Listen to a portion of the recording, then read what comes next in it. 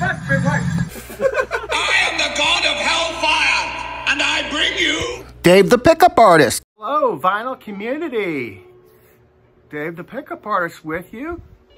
Well, everybody's talking about the Revolver album these days, so I thought it'd be a great time to shed some light on the Beatles' psychedelic output, namely their top 10 psychedelic tracks. And these are also some of my favorite Beatles songs also. But these are what I think are the best psychedelic songs. So let's get started. First up, I've got Flying at number 10, found on Magical Mystery Tour. Now, Flying is an instrumental, a rare instrumental song. There are some vocal loops used on it, but I believe it's run through a mellotron played by John. John played all the mellotron parts on it, and George and Paul played guitar, and I think Ringo did some finger drumming on this. So yeah, number 10, a great, very trippy, Flying. Oh yeah, it's on Apple. At number 9, we've got Dear Prudence. Number 9. Yeah, this is a promo. I'll get to this cover in a minute, but shortly before they recorded the White Album, they did their trip to India, and it was basically a shit show. You know, everything that happened. Apparently this guy tried to rape Mia Farrow. The first one to get out of there was Ringo and his wife. They complained about the bugs and even scorpions being eaten alive by them. But one good thing that happened out of it was John learned a finger-picking technique from Donovan, who was also visiting the Maharishi. And now, while this was going on, they were being spied on by Paul McCartney. Paul McCartney was the nosy Beatle. And he would, like, you know, walk around behind him acting like he was picking flowers. And, you know, after a while they caught on and he joined in with them. And they came up with, or John came up with, by watching Donovan, he came up with the Dear Prudence acoustic lick. And I think maybe even a couple more licks that would end up on the White Album. But yeah, it was terrible, but it was very of the time, I guess you would say. Now, I got this at an estate sale for $5. It's a promo, and I can't identify it on Discogs. Now, you can also see a little bit of water damage there. That's the only bad thing about it. It's also even got the poster and the 4 members poster, and it sounds amazing, like nobody's ever played it. But it does have a little damage, but I don't know how much it's worth on Discogs. But it's I'm keeping it though, so it doesn't matter. Okay, next we've got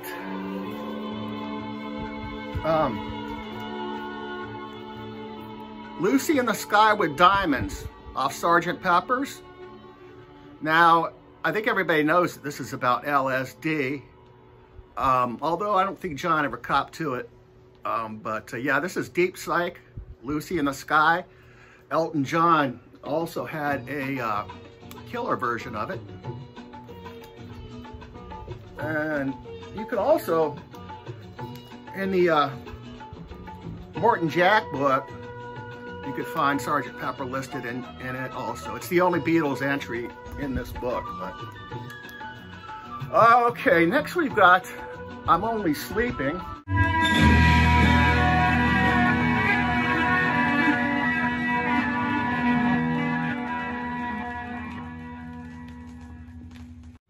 So yes, I'm Only Sleeping, which can be found on Yesterday and Today, an album that came out about 2 months before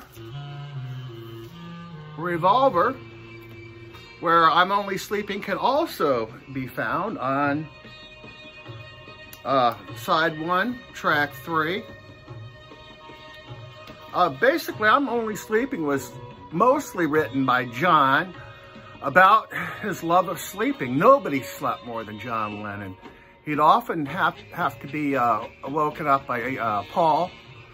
And yeah, it's just kind of a crazy song with the, it's the first time that they used reverse guitar.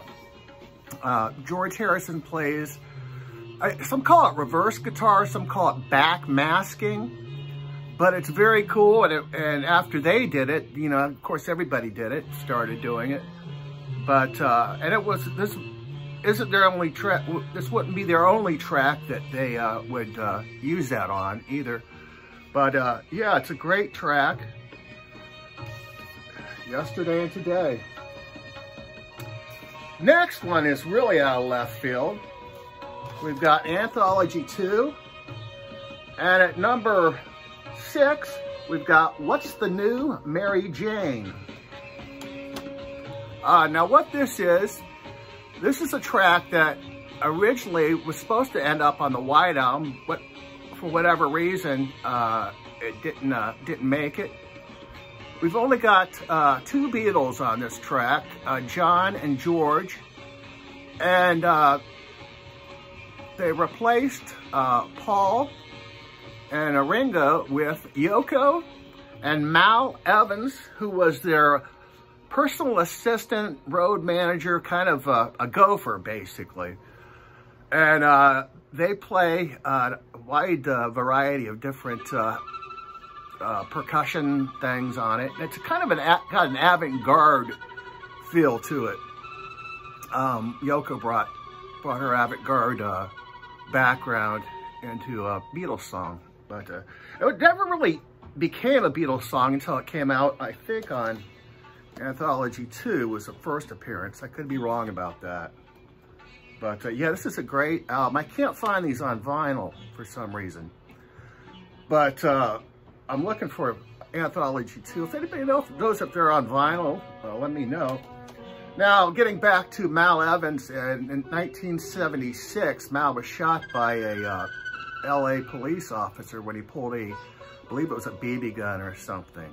But yeah, that was 10 through 6 on my Beatles psychedelic viewing. And I hope to do another one. I hope to do 6 or 5 through 1 next week. Thank you for watching.